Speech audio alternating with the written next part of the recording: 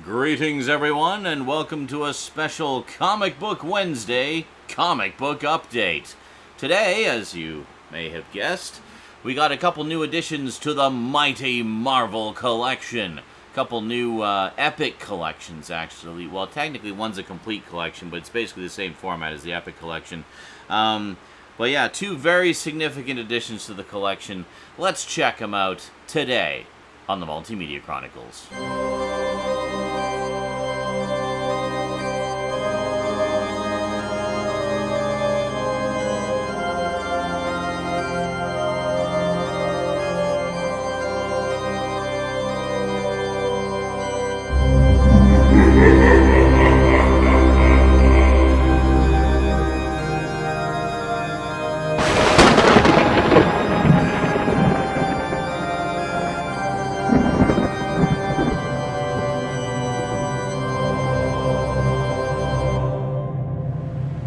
Welcome back. Okay, so first up, as you know, I am a huge fan of Marvel's original monster, the Incredible Hulk. And most of you will also know I've been collecting the Incredible Hulk Epic Collections. Yeah. So this is Volume 4. So this covers 1969 to 1971. Now, I thought since we're going to be covering a couple of these big, thick collections here, just to give you a better idea of what's in them, let's check out the covers.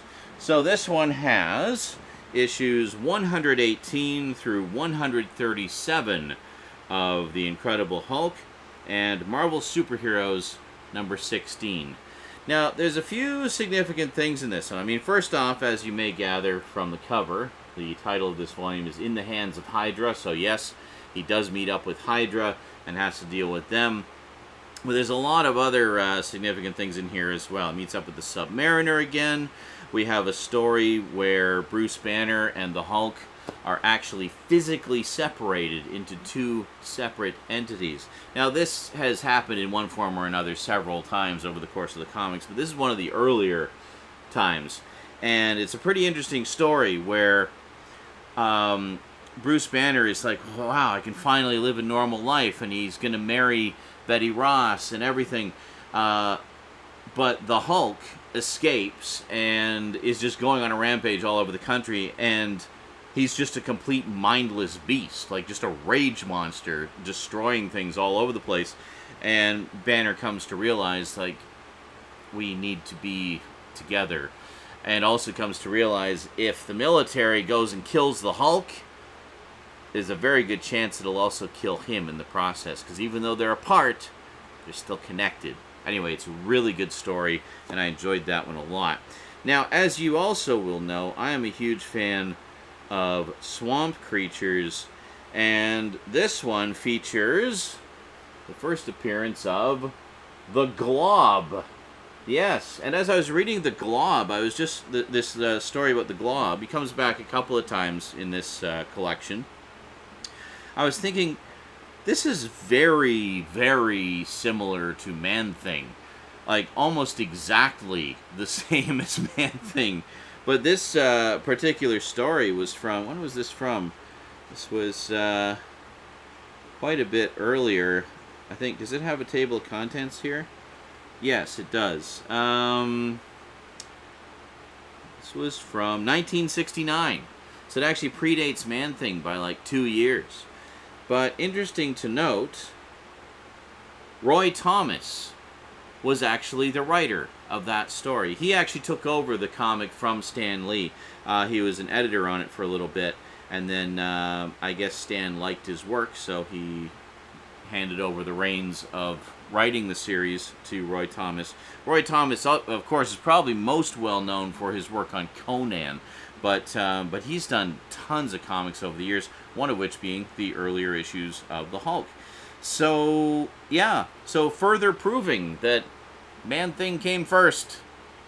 I've talked about this before. Don't get me wrong, I love both Man-Thing and Swamp Thing, and Swamp Thing is definitely the more successful of the two, but Man-Thing came first, and first appeared as this character, the Glob, who's yet another swamp creature, and very similar, where he's basically a guy who gets turned into this swamp creature through, you know, a mishap and mixing with the swamp and stuff. And much like Man-Thing, he's mindless and just driven by emotion and instinct. And yeah, interesting thing is Hulk kind of empathizes with him and feels like, hey, this is someone who's kind of like me, where he's not understood and not able to fit in with people, and people are hunting him and bothering him and trying to destroy him just like me. But, you know, there's some misunderstandings and they end up fighting, and Hulk feels kind of bad about it afterwards.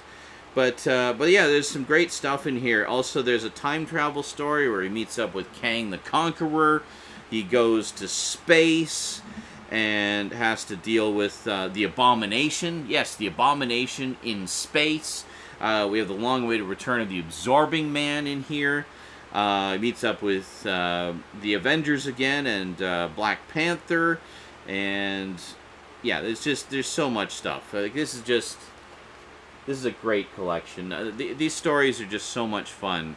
And I can't get enough of them. And I'm happy to say that Volume 5 of the Epic Collection is actually coming out early next year. I already have it pre-ordered. Now, I should mention also, there's, where is it? The time travel story with Kang the Conqueror, where Hulk just kind of gets, yeah, here we are, just kind of gets tossed back and forth through time.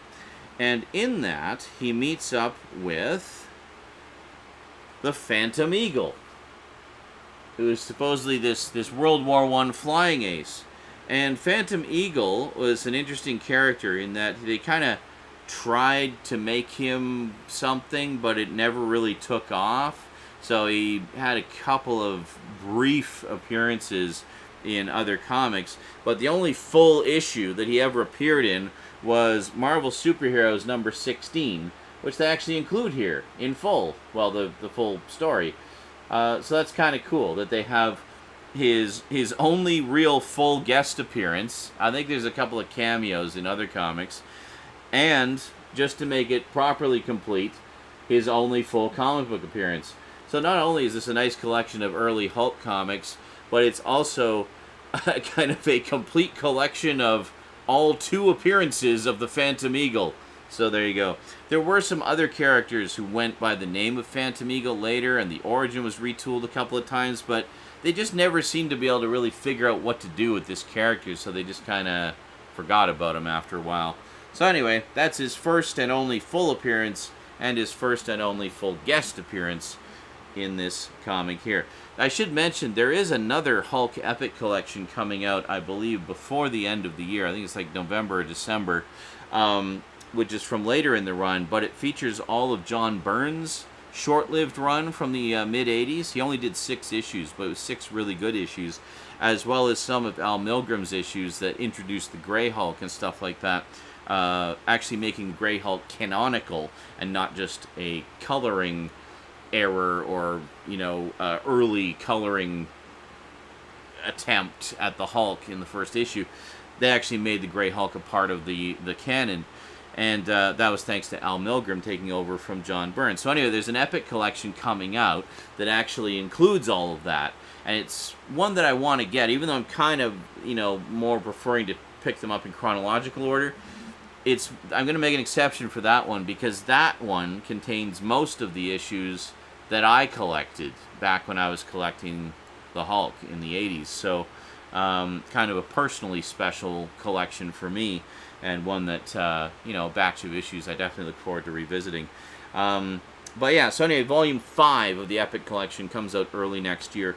I'll include Amazon links to all of the above in the description below, to this one and the 2 that are forthcoming. So if you want to add them to your collection or pre-order them or whatever, you can. And as always, thank you for the support. Really appreciate you using my Amazon links. Okay, so just before we move on to the second item that I purchased, I realized when I was looking at the footage here, I forgot to mention something about Volume 4 of the Incredible Hulk Epic Collection, and that is the conspicuous omission of this comic, Captain Marvel, number 21.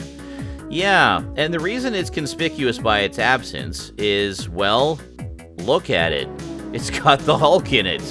And not in an insignificant story either. It's not like this is just some filler story that has no bearing on anything. Oh no, let's take a look here, just the first couple pages.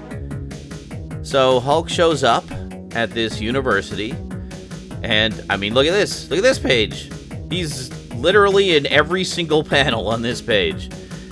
Now we go to the next page, he turns back to Bruce Banner, and oh look, it's Rick Jones, who of course was hanging out with Captain Marvel at this point. Now, if you'd been following the Hulk comics up to this point, you'll know that the Hulk and Rick Jones had a big falling out many issues ago. So this moment right here, half-naked Bruce Banner having a heartfelt, happy reunion with Rick, is a big freaking deal to the story and the ongoing story of these characters. So this is a very important moment in the story of the Hulk. I mean, this is the first time that Bruce Banner has seen Rick Jones in a very long time. So the next issue of the Hulk to follow this was number 130, which, you know, opens much as many Hulk stories do, with the Hulk in the middle of causing some chaos and carnage and destruction. But then we're not even a page into it, and they start making all these references to the events of Captain Marvel number 21. How, oh yeah, he was totally at that university and trashed a bunch of stuff, and then we see Bruce looking at a sign, oh yeah, I was at that university and I trashed a bunch of stuff. It's like, yeah, apparently you were. Sure would have been great to see all that. So yeah, I have no idea why Captain Marvel number 21 was omitted. I mean, it can't have been a page count concern. I mean, Volume 4 is only about 430 some odd pages, so adding in Captain Marvel 21 would have made it 450, maybe, something like that. So, I mean, come on. I mean, most Epic collections hover between 430 and 500 pages, so it can't have been that. I can only assume that whoever was putting together the chronology of issues for the collections somehow overlooked it, and unfortunately now, having had a pretty solid run of continuity in the Hulk stories and crossovers up to this point, we now have a big glaring gap right smack dab in the middle. Oh well, I guess even the most perfect collections aren't entirely perfect. Next up, this one I don't have quite as much to say about because I haven't finished reading it yet. I actually just started reading this one, just finished Volume 2. We have Volume 3 of The Tomb of Dracula. Yes, I am absolutely loving this series. This is amazing. It's basically like it's a freaking soap opera with Dracula. This volume introduces some additional characters, such as Brother Voodoo and Hannibal King, and kind of brings them into the continuity. We got more stuff with Blade. We also meet some other characters that, you know, kind of have their own reasons for wanting to track down Dracula, or they want to join up with Rachel Van Helsing and Quincy Harker and the gang. Frank Drake kind of goes on his own soul-searching journey. Taj is dealing with stuff with his wife in India. I mean, it's literally a soap opera at this point. There's so many plot threads going on, continuing from one issue to the next. It's awesome, quite frankly. I love it. So it's been an absolute joy to be able to experience these wonderful stories for the first time.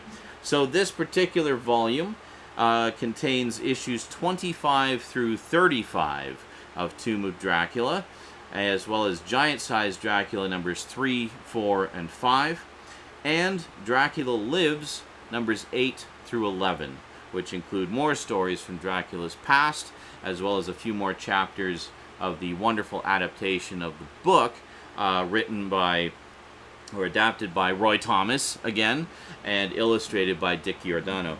Now, that adaptation ran up until issue 13 of Dracula Lives, and issue 13 was the last issue. It actually got canceled at that point. The color series was still going, but the magazine one just didn't last for some reason. So the adaptation was never finished. However, Roy Thomas and Dick Giordano reunited years later, like 20, 30 years later, and finished the adaptation, and it was published in a graphic novel. I'll include a link to that as well if you'd like to grab that.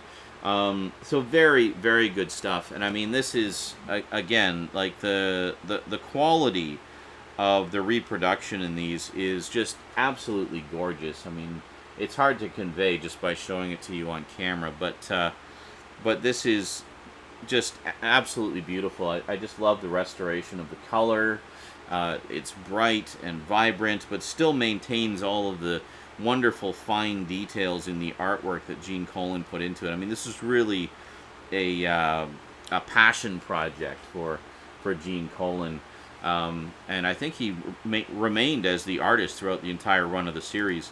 And then if we go and yeah, like, I mean, look, just some of the dramatic, cinematic moments in this, the fear and the darkness, and oh, it's just, I love it. I love it. Gene Colan, I was introduced to, excuse me, with Howard the Duck.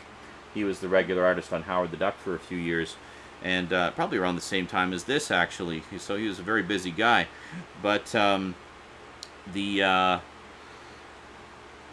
yeah, no, this is fantastic. And then the beautiful painted covers for Dracula Lives. But the work he did on Tomb of Dracula in particular is just fantastic, and he really pulled out all the stops for that. So he and Marv Wolfman actually reunited a few years later as well. And of course we have the beautiful black and white stories from Dracula Lives as well.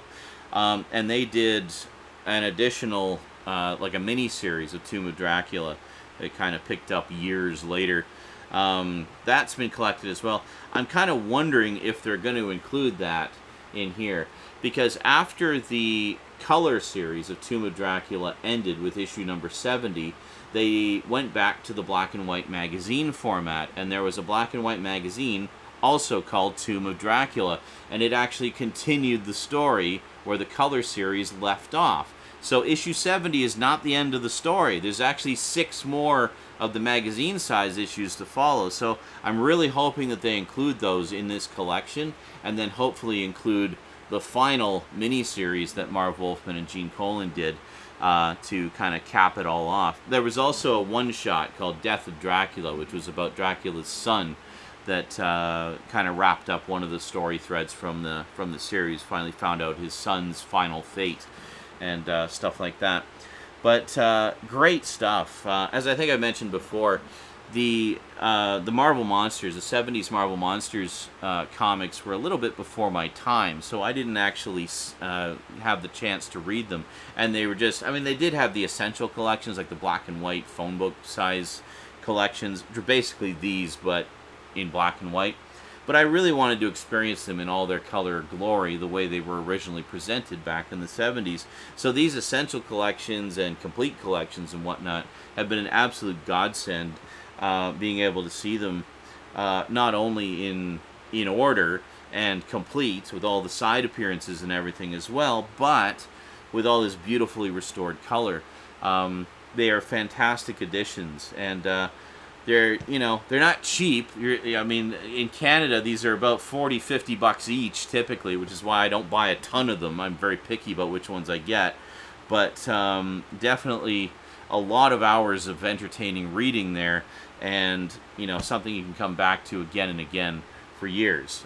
Very high quality paper, beautiful reproduction of the color and artwork, and it's just great to have so many issues collected together. I mean, each one of these contains about 20 comics worth of material, so darn near 2 years worth of issues, like in terms of the number of issues, in one handy book. So good stuff. So once again, if you want to add any of these to your collection, I'll include Amazon links down below. Thank you very much for your support. And that is it for this week's update. So hope you enjoyed, and we'll see you next time in whatever form that may take. Until then, thanks for watching. Big thanks to my Patreon sponsors. Be sure to catch me on Twitch. I stream just about every day, and I'll see you next time. Until then, thanks for watching, and sayonara.